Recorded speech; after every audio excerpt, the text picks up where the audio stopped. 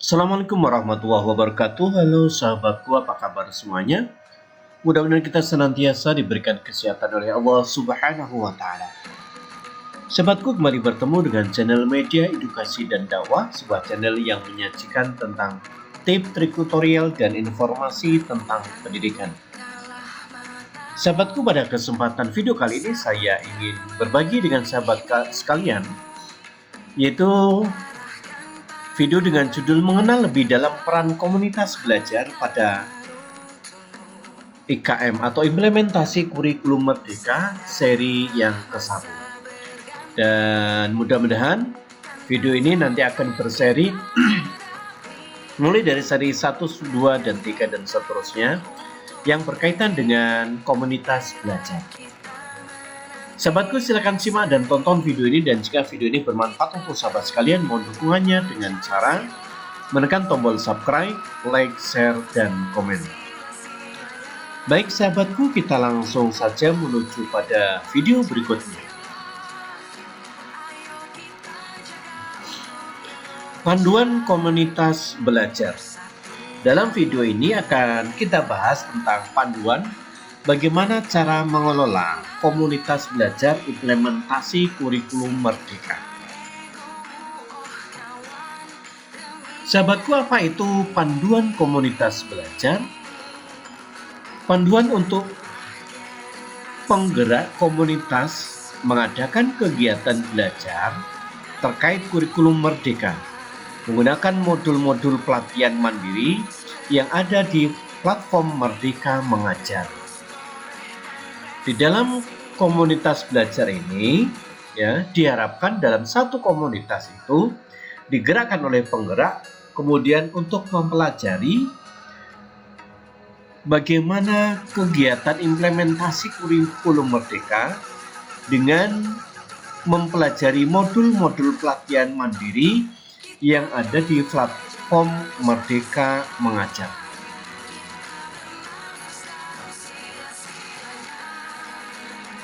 Ada apa saja di panduan komunitas belajar itu? Yang pertama yaitu ada rekomendasi format kegiatan, kemudian berikutnya ada rekomendasi kegiatan utama, kemudian ada pilihan kegiatan penguatan, kemudian ada aksi nyata, dan ada bahan tayang. Sahabatku, dari 5 komponen ini, dari rekomendasi format kegiatan, rekomendasi kegiatan utama, pilihan kegiatan penguatan, dan aksi nyata serta bahan tayang, nanti akan kita bahas satu persatu tentang apa saja pengertian dan apa saja yang harus dilakukan oleh seorang atau komunitas belajar dalam implementasi kurikulum merdeka. Yang pertama yaitu rekomendasi format belajar. Bahwa dalam rekomendasi format belajar itu ada 2 kegiatan, yaitu sinkron dan asinkron. Apa itu sinkron? Bahwa sinkron itu adalah kegiatan tatap muka, yaitu terjadi pada waktu yang kegiatannya sama atau serentak dan seluruh anggota komunitas. Jadi kegiatan yang sifatnya bertatap muka yang berinteraksi langsung Jadi seksi sinkron ini dapat dilakukan bisa secara daring maupun secara luring, bergantung pada kondisi daerahnya masing-masing. Jadi sinkron ini semacam kita bertemu bertatap muka secara langsung, baik secara luring seperti semacam in service atau momen seperti diklat dan sebagainya. Kemudian bisa juga menggunakan cara interaksi secara luring, secara daring menggunakan via Zoom atau Google Meet dan lain-lainnya. Dalam sinkron ini, apa saja yang perlu disiapkan untuk kegiatan sinkron? Dalam kegiatan sinkron ini, pertemuan baik itu secara luring maupun secara daring tentunya kalau secara luring, yang pertama adalah kita harus menentukan lokasi kegiatannya Kalau umpamanya lokasi kegiatan bisa menggunakan ruang belajar, bisa menggunakan tempat rapat, bisa menggunakan aula, bahkan mungkin bisa menggunakan forum meeting. Adapun kalau menggunakan secara daring atau via Zoom, berarti kita harus menentukan aplikasi yang akan digunakan untuk daring tersebut. Umpamanya menggunakan Google Meet atau menggunakan Zoom Meeting dan lain sebagainya. Selanjutnya tugas penggerak tentunya pengurus pengurus dari kegiatan belajar tersebut atau komunitas belajar tersebut ya harus membagi peran kepada anggotanya ya. Ada yang menjadi host atau pembawa acara, kemudian ada yang membawakan ice breakingnya, kemudian ada yang membawakan sebagai pematerinya, kemudian ada yang menyiapkan alat-alatnya ya, kemudian sarana dan prasarananya, kemudian ada juga yang menyiapkan evaluasinya, kemudian umpan baliknya dan seterusnya. Nah, itu yang dilakukan pada saat kegiatan sinkron ya. Kemudian kalau kegiatan asinkron apa ya? Kegiatan asinkron itu ya terjadi kapan saja, di mana saja. Anggota komunitasnya dapat menentukan sendiri waktu belajar namun tetap dalam rentang waktu yang disepakati. Jadi tidak harus mengumpulkan orang banyak, tapi beberapa orang saja bisa dilakukan dengan sistem asinkron ini ya. Nah ini tentunya harus disepakati waktunya kapan dan antara penggeraknya dengan anggotanya. Apa yang perlu disiapkan untuk kegiatan asinkron ini? Yang pertama adalah checkpoint anggota tentang kemajuan belajar. Kemudian responsif mengenai kesulitan anggota dalam belajar. Ya, ini tentunya harus disiapkan oleh pengurus ya komunitas belajar, checkpoint anggotanya tentang bagaimana kemajuan di dalam belajarnya. Kemudian respon anggotanya mengenai kesulitan ya di dalam pembelajaran tersebut. Apa kegiatan utamanya? Kegiatan utamanya terbagi menjadi sebelum belajar, selama belajar, dan setelah belajar. Sebelum belajar apa ya yang bisa dilakukan? Biasanya berupa pengarahan atau kegiatan pemanasan, kemudian pertanyaan pemantik, kemudian ice breaking atau umpamanya pengenalan dan lain-lainnya ya. Ini adalah kegiatan sebelum belajar atau sebelum dilakukan pembelajaran. Kemudian kegiatan selama belajar apa? Yaitu kegiatan yang dilakukan anggota komunitas saat belajar, baik saat belajar mandiri maupun saat belajar bersama. Nah ini sangat menentukan sekali karena sebagai kegiatan inti dari kegiatan komunitas belajar ya. Jadi betul-betul dari pengurus komunitas belajar dapat merancang kegiatan ini dengan seefektif mungkin dan sebaik mungkin. Kemudian setelah itu dilakukan setelah belajar, yaitu apa saja yang dilakukan, yaitu umpan balik bertujuan sebagai konfirmasi dan penguatan. Bisa berupa kegiatan diskusi, eksplorasi, lebih dalam, kemudian praktik, workshop, dan lain sebagainya. Itulah kegiatan utama dalam kegiatan komunitas belajar.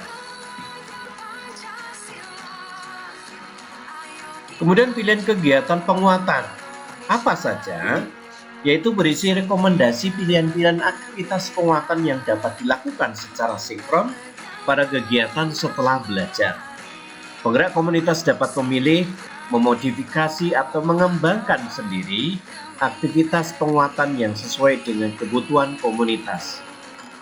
Contoh kegiatan dalam penguatan pada seri belajar kurikulum, umpamanya mempelajari tentang dokumen capaian pembelajaran atau CP atau ATP atau modul ajar atau mungkin struktur kurikulum merdeka dan masih banyak lagi seri-seri belajar pada kurikulum merdeka.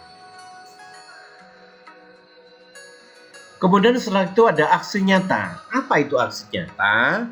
Di dalam platform Merdeka Mengajar, di situ sudah ada tertera aksi nyata. Bahwa aksi nyata itu komunitas belajar diharapkan dapat mendorong anggota komunitas untuk memilih dan mengerjakan aksi nyata pada platform Merdeka Mengajar. Komitmen waktu yang direkomendasikan untuk mengerjakan aksi nyata adalah 2 minggu. Jadi setiap kegiatan atau setiap selesai kegiatan berkomunitas belajar ini diharapkan ada aksi nyata, ya. Karena aksi nyata ini adalah buah hasil dari kegiatan komunitas belajar tersebut, ya. Batas waktunya kapan? Yaitu batas waktunya 2 minggu setelah kegiatan komunitas belajar itu dilakukan. Pilihan aksi nyata topik kurikulum pada platform Merdeka Mengajar. Aksi pilih aksi nyatanya, pilih satu aksi nyata sebagai bentuk praktek pemahaman Anda terhadap topik ini. Contoh menyebarkan pemahaman mengapa kurikulum perlu berubah. Guru dan kepala sekolah. Aksi nyata rancanglah rancangan penyebaran pemahaman mengapa kurikulum perlu berubah kepada sasarannya, ya. Kemudian membuat strategi penerapan kurikulum Merdeka di kelas, ya. Aksi nyatanya, buatlah strategi penerapan kurikulum Merdeka sesuai dengan pemahaman Anda. Itulah kira-kira contoh-contoh aksi nyata, ya, yang ada di platform Merdeka Mengajar. Di dalam aksi nyata itu ada ruang kolaborasi, kemudian ada ruang berbagi, dan ada juga ruang umpan balik, ya. Apa itu ruang kolaborasi? Yaitu kolaborasi dalam melakukan satu aksi nyata. Dalam sebuah aksi nyata itu bisa saja Bapak Ibu melakukan kolaborasi atau bekerja sama dengan teman yang lainnya. Bisa juga dilakukan dengan sendirinya. Namun dalam aksi nyata ini ada ruang kolaborasi, berarti yaitu berkolaborasi dalam melakukan satu aksi nyata dengan teman yang lain. Kemudian ada juga ruang berbagi. Apa itu? Yaitu anggota komunitas dapat saling memberikan tips, saran yang bisa menjadi inspirasi dalam menyelesaikan aksi nyata. Nah, ini jadi di komunitas belajar nanti, di ruang berbagi Bapak Ibu dapat memberikan tips atau saran yang menginspirasi dalam menyelesaikan aksi nyata, ya. Jadi ketika Bapak Ibu memberikan tips atau saran kemudian dipakai oleh teman yang lainnya, ini berarti membantu menyelesaikan aksi nyata kepada teman yang lain. Kemudian ada juga ruang umpan balik. Apa itu? Bahwa di ruang umpan balik ini komunitas dapat mengoptimalkan fitur umpan balik dalam platform Merdeka Mengajar untuk memberikan umpan balik yang bermakna. Nah, ini Bapak Ibu diwajibkan untuk mengisi di ruang umpan balik ini, ya. Dalam fitur umpan balik ini di platform Merdeka Mengajar, Bapak Ibu tentunya diminta untuk memberikan umpan balik dan dukungan lain yang mendorong guru untuk mencoba dan mengumpulkan aksi nyata pada platform Merdeka Mengajar. Jadi Bapak Ibu, di samping Bapak Ibu berbagi kepada teman-teman dalam satu komunitas atau guru yang lain, tetapi Bapak Ibu juga diminta untuk mengumpulkan aksi nyata ini kemudian mengunggahnya kepada platform Merdeka Mengajar. Bapak Ibu, saya berikan salah satu beberapa contoh umpan balik yang bermakna, ya. Umpan balik yang bermakna isi konten sangat sesuai dengan standar kompetensi anak. Hanya tinggal pembiasaan atau praktek nyata harus lebih ditonjolkan agar lebih mantap. Nah, ini adalah memberikan saran yang baik kaitannya dengan konten isinya, ya. Kemudian berikutnya, secara keseluruhan kualitas dari konten ini sudah baik, tetapi supaya dapat lebih dipahami sebaiknya lebih detail dan sertanya nyata dan sistematis. Nah, ini juga memberikan saran yang baik berkaitan dengan kualitas dari konten tersebut. Kemudian contoh umpan balik yang kurang bermakna. Apa contohnya? Oh, sangat bagus. secara keseluruhan sudah bagus, kemudian sangat bagus dan kreatif. Ini adalah contoh umpan balik yang kurang bermakna ya. Kemudian yang contoh umpan balik yang bermakna tadi sudah saya sampaikan ya. Ada 2 tadi ya.